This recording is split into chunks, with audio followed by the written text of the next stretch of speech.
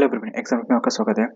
Guys, Banaras Hindu Hindu university में vacancy निकली हुई है मल्टीपल पैरामेडिकल पोस्ट की। तो चलिए उसके बारे में डिस्कस कर लेते हैं। Group A and group B की पोस्ट है। ठीक है, एप्लीकेशन इसकी जो लास्ट डेट है, ठीक है, ऑनलाइन सबमिशन की 22 तारीख है। और जो पेमेंट डाउनलोड एप्लीकेशन फॉर्म की वो है 27 तारीख। तो मतलब आपको जो भी कुछ करना है 22 तारीख तक करना है, 22 जनवरी शाम को 5 बजे तक। टाइम का विशेष ध्यान रखें। चलिए बात कर लेते हैं पोस्ट के बारे में। हाँ, एक सेकंड, ऊपर नीचे फीस के बारे में आपके लिखा हुआ है, जैसे कि 1000 फीस है, नॉन रिफंडेबल। ठीक है, फॉर यूआर है ना, मतलब जनरल के लिए, ईडब्ल्यूएस के लिए और ओबीसी कैटेगरी के लिए। ठीक है, अगर आप ग्रुप ए की पोस्ट के लिए अप्लाई करते हैं। एंड 500 रुपये है फॉर यूआर ईडब्ल्यूएस ओबीसी का, जो अगर ग्रुप बी की पोस्ट के लिए अप्लाई करते हैं। ठीक है, कोई भी फीस नहीं लगेगी SC ST and PWD category के कैंडिडेट के लिए। और जो भी पेमेंट गेटवे होते हैं वो सब ये आप यूज़ कर सकते हैं। ठीक है, ऑनलाइन एप्लीकेशन के लिए लिंक आपको डिस्क्रिप्शन में मिल जाएगा। ठीक, ये ग्रुप ए और बी की पोस्ट है। जैसे कि देख सकते हैं, ग्रुप ए की पोस्ट में ये कुल 6 पोस्ट कोड है। और ग्रुप ए में ये कुल 3 पोस्ट कोड है। नहीं, ग्रुप ए में ये 6 पोस्ट कोड है और ग्रुप ए में इधर 3 पोस्ट कोड है और 2 ग्रुप बी के पोस्ट कोड है। बात करते हैं इंडिविजुअल पोस्ट की। देखो, अभी इसमें कुछ केवल पैरामेडिकल नहीं है, टैग भी है। जैसे कि अभी आप देख सकते हो सैफई वाले में निकली थी भर्तियाँ। ठीक है, देखो एग्जीक्यूटिव इंजीनियर की लगभग 1 पोस्ट है। ठीक है, और एक है एग्जीक्यूटिव इंजीनियर सिविल में, इसकी भी 1 पोस्ट है। सॉरी, इसमें मैकेनिकल और इलेक्ट्रिकल वाले में 2 पोस्ट है। मेरे ख्याल से एक इलेक्ट्रिकल की होगी और एक मैकेनिकल की होगी, ऐसा कुछ होगा। ठीक है, सिस्टम इंजीनियर की भी 1 पोस्ट है। ठीक है, जो कि कंप्यूटर सेंटर के अंतर्गत आती है। एक आती है जूनियर मेंटेनेंस इंजीनियर। ठीक है, तो इसकी भी 1 पोस्ट है, जो कि ओबीसी में है ना। बात करते हैं नेक्स्ट लाइब्रेरी डिप्रियन की। इसकी 2 पोस्टें हैं। असिस्टेंट लाइब्रेरियन की 4 पोस्टें हैं। हाँ, बात करते हैं पैरामेडिकल में चीफ नर्सिंग ऑफिसर की। इसकी केवल 1 पोस्ट है इसमें। ठीक है, जो कि आपकी जो जो पोस्टिंग होगी, जो भी आपका वर्क प्लेस है, वो आपका ये है, द सर सुविधारलेस हॉस्पिटल सेंचुरी सुपर स्पेशलिस्ट। ठीक है, जो कि मिर्जापुर वही वाला, कालीन भैया वाला। नेक्स्ट पोस्ट है नर्सिंग सुपरिटेंडेंट की। इसमें 2 पोस्टें हैं आपकी जनरल में। ठीक है, मेडिकल ऑफिसर की जो पोस्ट है वो 9 जनरल में, सॉरी एक सेकेंड, 9 जनरल में, 9 जनरल में, 2 ईडब्ल्यूएस में। ठीक है, एक एससी में और 3 ओबीसी में। ठीक है, और ये 6 एसटी में, मतलब समथिंग है। अब देख सकता हूँ मैं, एक एससी में है ये वाली, ये 3 एसटी में है, 6 ओबीसी में और बाकी 2 पीडब्ल्यूडी वगैरह में। ठीक है, नेक्स्ट बात करते हैं नर्सिंग ऑफिसर की फीमेल में और नर्सिंग ऑफिसर मेल में। इनकी पोस्टें ज़्यादा निकली हुई है नर्सिंग ऑफिसर की, तभी मैंने पैरामेडिकल वाली पहले बोला था कि इंजीनियर्स वगैरह की तो लगभग हॉस्पिटल वगैरह में 2 ही 3 पोस्टें होती हैं, specially electrical, mechanical and computer CS वालों की। ठीक है, क्योंकि अभी सीएस का काम ज़्यादा चल रहा है कि 70 जनरल में है। ठीक है, ये 16 ईडब्ल्यूएस में, एससी में 25, एसटी में 13 और ओबीसी में 45 और पीडब्ल्यूडी, ये पीडब्ल्यूडी है ना, हाँ पीडब्ल्यूडी।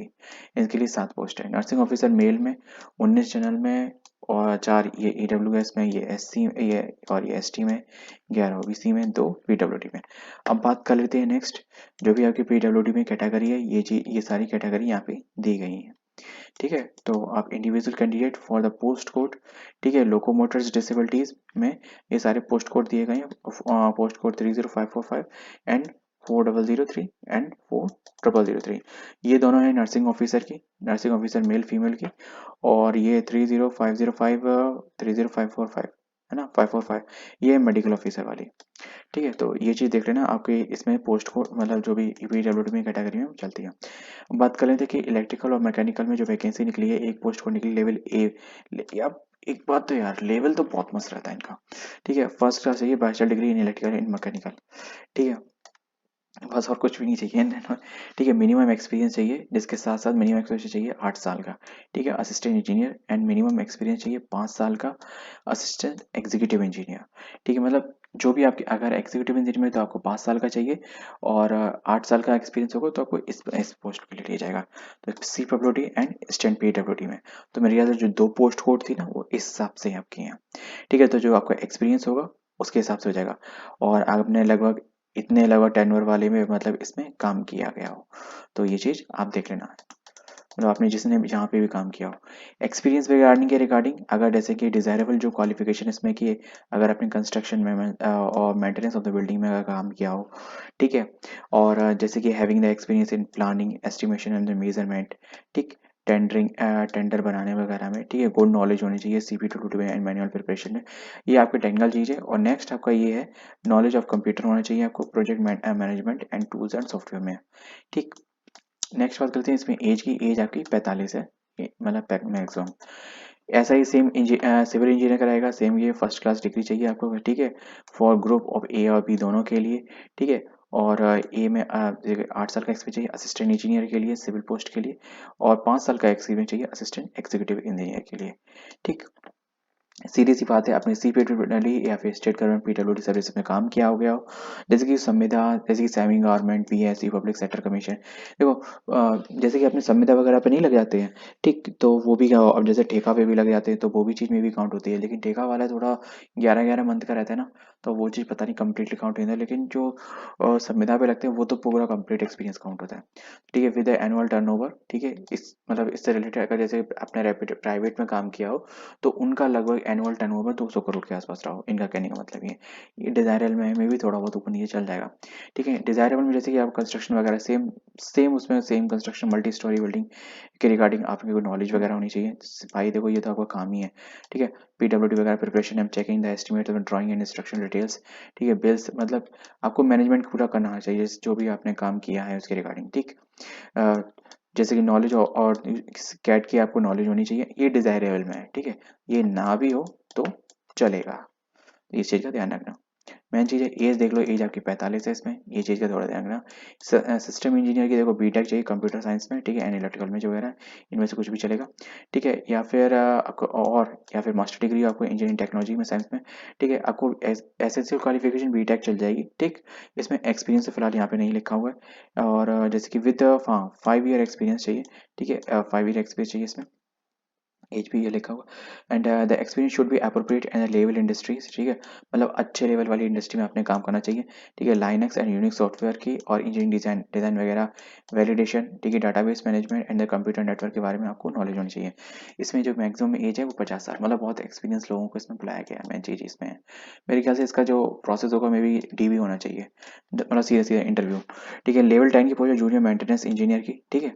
तो इसमें जैसे बीटेक चाहिए, ईसी वाला चाहिए, ठीक है, या फिर सीएस वाला चलेगा, और आपको 5 साल का एक्सपीरियंस चाहिए, ठीक है, कंप्यूटर नेटवर्क एडमिनिस्ट्रेशन में, ठीक है। मेन चीज़ जितनी पोस्ट है सब लगभग एडमिनिस्ट्रेशन से रिलेटेड है, आपको काम मैनेजमेंट पूरा करने से है, तो इसी वजह से इतना एक्सपीरियंस मांगा जाए कि 5 से 8 साल का एक्सपीरियंस किसी भी इंजीनियरिंग फील्ड में बहुत बड़ा एक्सपीरियंस होता है, ठीक है। डिजायरेबल में आपको जैसे कि आपको चाहिए एक्सपीरियंस इन इंडस्ट्रियल बैकग्राउंड, ठीक है, मैक्सिमम एज है आपकी 40 साल, ठीक।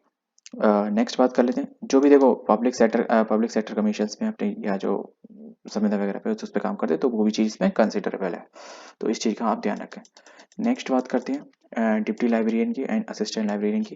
देखो तो जो इसमें जो मांगी गई आपकी एसेंशियल क्वालिफिकेशन, वो आपकी देखो मास्टर डिग्री चाहिए इनमें लाइब्रेरी है इंफॉर्मेशन साइंस में, ठीक है, या डॉक्यूमेंट साइंस में, इनमें से कुछ भी चलेगा 50% 55% मार्क्स के साथ, ठीक है। और ग्रेडिंग सिस्टम के टू फॉलो में भी हो सकता है, ठीक है। 8 साल का एक्सपीरियंस चाहिए in assistant university and library college में, ठीक है, या फिर एविडेंस चाहिए innovation of the library services में, ठीक है, आईसीटी में आपने काम किया हुआ, ठीक है। एंड अगर और पीएचडी चाहिए इन लाइब्रेरी में इंफॉर्मेशन, ठीक, एंड डॉक्यूमेंटेशन वगैरह में, ठीक है, मैन्युस्क्रिप्ट में and computerisation of the library, ठीक है। अब इसमें कोई भी और नहीं लगा है तो इस चीज़ का आपको ध्यान रखना, केवल ये जो ऊपर ऑब्लिक ऑब्लिक लगे तो इन तीनों में कुछ भी चलेगा, मास्टर डिग्री जैसे कि मास्टर डिग्री इनमें से ठीक है। बाकी जो 8 साल का एक्सपीरियंस है, ठीक है, और एविडेंस चाहिए आईसीटी में और पीएचडी वगैरह, तो ये सब चीज़ें आपको चाहिए और 50 मिनिमम मैक्सिमम एज है। तो नेक्स्ट बात करते हैं असिस्टेंट लाइब्रेरी भी सेम लगभग क्वालिफिकेशन तंगड़ी है, इसमें भी मास्टर डिग्री चाहिए, सब मतलब जो पोस्ट है लगभग सब सिमिलर ही एसेंशियल क्वालिफिकेशन है, कुछ ज़्यादा अंतर नहीं है, बस थोड़ा बहुत एक्सपीरियंस का अंतर है कभी कभार, इसमें तो फिलहाल एक्सपीरियंस तो नहीं लेकिन पर इतना ही मांग ही इनिशियली है कि वही होना मुश्किल है। ठीक है, अब बात करते हैं master degree in library in science में चाहिए जो सेम। ठीक है, 55% मार्क्स चाहिए मिनिमम। ठीक है, और equivalent to the point two skill and मतलब ग्रेडिंग सिस्टम से हो तो वो भी फॉलोड, वो भी माना जाएगा। कंसिस्टेंसी चाहिए, एकेडमिक रिकॉर्ड चाहिए, नॉलेज ऑफ द कंप्यूटराइजेशन, मतलब आपने मतलब अच्छे से मतलब पढ़ाई की हो, वो सब चीज़ें। ठीक है, वो चीज़ ठीक। नेक्स्ट है besides and fulfil the above qualification. ठीक है, जो भी आपकी है ना ऊपर क्वालिफिकेशन आपको अपने जैसे कि एनईटी वगैरह एंड कंडक्ट बाई यूजीसी वो आपने क्लियर्ड किया हो। ठीक, कोई इंडिविजुअल वो नहीं किया है पर क्लियर्ड हो। ठीक है, and we awarded the PhD degree for according to the university. Next बात कर लेते हैं। ठीक है, रेगुलेशन 2009 से लेकर 14 ये सब किया गया। Provide that the candidate registered in PhD degree prior to 2009 shall be governed by the provision of the existing order by laws, regulation and institution awarding। ठीक है, the candidate and exempted from the requirement NET and LSET requirement appointment। ठीक है, और assistant professor या the equivalent position आपने college में काम किया हो। ठीक है, और जैसे कि institution the subject and the fulfilment of the following condition. भाई आपके लिए तो बहुत कुछ है ना, ये सारे पॉइंट आपको पढ़ने पड़ेंगे। कौन सी पोस्ट है यार? पोस्ट असिस्टेंट लाइब्रेरियन की। ठीक है, आपके लिए तो बहुत कुछ है यार। जैसे कि आपकी पीएचडी डिग्री हो, we awarded for the regular. ठीक है, आपने जैसे कि असिस्टेंट प्रोफेसर में काम किया होगा तो फिर आपके पास ये चीज डिग्री चाहिए। थीसिस आपकी जैसे कि एवेल्यूएट की जाएंगी टू एक्सटर्नल। ठीक है, 2009 से पहले वालों के लिए है। ठीक है, और ओपन पीएचडी, ठीक है, वाई वगैरह कंडक्ट हुआ हो। ठीक है, and the candidate publish the 2 research papers and her PhD work out and at least one in a reference journal.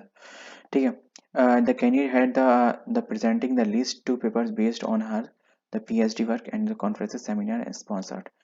ठीक है, आपने यूजीसी वगैरह से ये सब चीज़ें की गई हो। नेक्स्ट बात कर लेते हैं। जो भी देखो यहाँ एक चीज़ लिखी हुई है, आपको नोट आप देख लो। देखो नोट देख लिया करो भाई, नोट बहुत इंपॉर्टेंट होता है। The condition is to be satisfied with the registrar और dean the academic affairs to university concert. NET SLT ऐसी वगैरह चाहिए। Not required to the for the candidate in such the master programme या for which, ठीक है, is not conducted by the UGC and ECR the accredited for the this. तो ये चीज़ आपकी special condition है, तो वो चीज़ आप देख सकते हो। मैक्सिमम एज आपकी 40 साल है। ठीक है, बात करते हैं चीफ नर्सिंग ऑफिसर की। देखो लेवल 12 की पोस्ट है, मैं एमएससी चाहिए इन नर्सिंग में। ठीक है, मिनिमम एक्सपीरियंस चाहिए 18 साल का। ठीक है, of which 5 year of experience in teaching.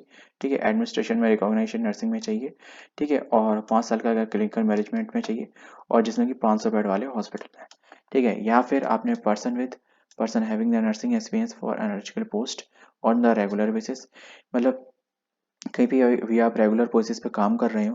ठीक है, उसमें 5 साल का मिनिमम एक्सपीरियंस चाहिए लेवल 11 वाली पोस्ट पे। ठीक है, लेवल 11 वाली पे अगर आप कहीं काम कर रहे हैं रेगुलर और उसमें 5 साल का आपका एक्सपीरियंस है तो ये सब चीज़ें निगलेक्ट हो सकती हैं, तो आपको ये चीज़ चल जाएगी। ठीक है, एंड सेमी गवर्नमेंट या फिर पीएसयूज या मिलिट्री हॉस्पिटल में आप काम कर रहे हो, कोई दिक्कत नहीं है। ठीक है, 50 मैक्सिमम एज आपकी 50 साल। अब नेक्स्ट बात करते हैं कि नर्सिंग सुपरिटेंडेंट की जो आपकी पोस्ट है, इसमें आपके लिए क्या है, ये लेवल 11 की पोस्ट है। ठीक है, सीवे एमएससी नर्सिंग चाहिए। ठीक है, नर्सिंग कॉलेज से आपने अच्छे से किया होगा। 15 साल का आपके एक्सपीरियंस चाहिए फ्रॉम किसी भी अच्छे हॉस्पिटल 500 बेड वाले से। ठीक है, 15 साल का, और 3 साल का experience, minimum 3 year of should be in clinical management and teaching experience. 3 साल का आपको टीचिंग एक्सपीरियंस चाहिए। नेक्स्ट बात करते हैं कुल मिला के 18 साल का। दूसरा, या फिर अगर आपने बीएससी नर्सिंग से करी हो तो आपको 18 साल का एक्सपीरियंस चाहिए किसी भी अच्छे हॉस्पिटल में जो भी 500 बेड वाला हो। ठीक है, और 3 साल का एक्सपीरियंस चाहिए इन टीचिंग में, मतलब आप जैसे बीएससी और डिप्लोमा वालों को पढ़ाते हो। ठीक, नेक्स्ट बात कर लेते हैं person having the nursing experience analog. एक चीज़ ये एक्सेप्शनल है कि जैसे कि फॉर एग्जांपल अभी आप रेगुलर बेसिस पे, है ना, या फिर मिनिमम जैसे कि रेगुलर बेसिस पे आप कहीं पे भी काम कर रहे हो, है ना, किसी भी गवर्नमेंट या सेमी गवर्नमेंट या पीएसयूज या मिलिट्री हॉस्पिटल में, तो 5 साल का एक्सपीरियंस के साथ और लेवल 10 पे काम कर रहे हैं, इस चीज़ का ध्यान रखना, है ना। तो आपको 50, तो इसमें ये चीज़ चल जाएगी आपकी। ठीक, और 50 साल का मिनिमम 50 एज है। लेवल 10 पे हो तो आपका लेवल 11 के लिए ये चीज़ चल जाएगी, 5 साल का एक्सपीरियंस केवल। मेडिकल ऑफिसर की लेवल 10 की पोस्ट है, minimum with the 2 year experience of the clinical experience after the completion of the mandatory internship. आपने इंटर्नशिप कर ली हो और 2 साल का आपका क्लिनिकल एक्सपीरियंस हो। ठीक है, मतलब क्लिनिक इंटर्नशिप करने के बाद आपका 2 साल का एक्सपीरियंस हो। डीक्यू डिजायरेबल में आपका क्या चलेगा, देखो एमडी एमएस या डीएनबी आपने कर रखा हो इन जनरल मेडिसिन में या सर्जरी में या ऑब्स्ट्रिक में या गायनेकोलॉजी में, एनेस्थीसियोलॉजी क्रिटिकल केयर में। ठीक है, और recognised for the medical college से आपने किया होगा, ठीक, और अच्छे हॉस्पिटल से किया हो, और 45 साल इसमें मैक्सिमम एज है आपकी। लेवल 10 की पोस्ट है, तो इस चीज़ का आप ध्यान रखें। नेक्स्ट बात कर लेते हैं, दो तरीके की पोस्ट निकली थी नर्सिंग ऑफिसर की, जो कि मेल और फीमेल वाली थी। तो दोनों के लिए सेम एलिजिबिलिटी चलेगी, जिसमें उसमें कोई बायस नहीं है। नेक्स्ट बात, इसमें आपकी बीएससी नर्सिंग चाहिए ऑनर्स के साथ, ठीक है। रेगुलर कोर्स आपने किया गया हो, ठीक है, नर्सिंग का किसी भी अच्छे इंस्टीट्यूशन जो भी रजिस्टर्ड होता है, ठीक है, या फिर आपके पास पोस्ट बेसिक बीएससी नर्सिंग चाहिए फॉर द अच्छे इंस्टीट्यूशन से, ठीक, या फिर registered as a nursing and nursing midwifery, R N वगैरह में जो भी आपके है, ठीक है, with the state national nursing council से आपने रजिस्ट्रेशन हो, आपका 1 साल का एक्सपीरियंस हो। एक चीज मैं बता दूं, ये तीनों पॉइंट अलग अलग हैं, ठीक है, ये अथवा ये है, ठीक है, इन दोनों में से ये जो ऊपर के 2 पॉइंट है, इन दोनों में से आपके पास एक होना मस्ट है, चाहे वो ये हो चाहे वो ये हो, ठीक है। मैं कलर चेंज कर लेता हूँ, ठीक है, चाहे चाहे ये वाली हो, है ना, और चाहे ये वाली हो, तो इन दोनों में से इस और का मतलब यहाँ पे ये हो जाता है, ठीक। और दूसरा, आपको मतलब ये सब रजिस्टर्ड होना चाहिए नर्सिंग नर्सिंग काउंसिल से, आपका रजिस्टर्ड मैंडेटरी होता है, वो तो चाहे नर्सिंग रजिस्ट्रेशन वाली जो भी चीज़ होती है ना एक्सपीरियंस, तो वो मैंडेटरी होती है कि आपका रजिस्ट्रेशन होना चाहिए।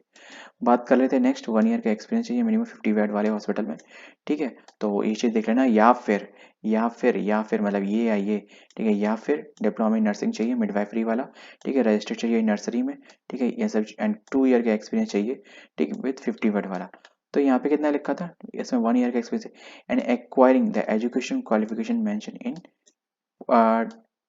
.21, ठीक है, मेरे ख्याल से एव 1 का मतलब ये वाला, ठीक है, या फिर उसके साथ साथ आपके साथ ये वाली क्वालिफिकेशन रजिस्टर।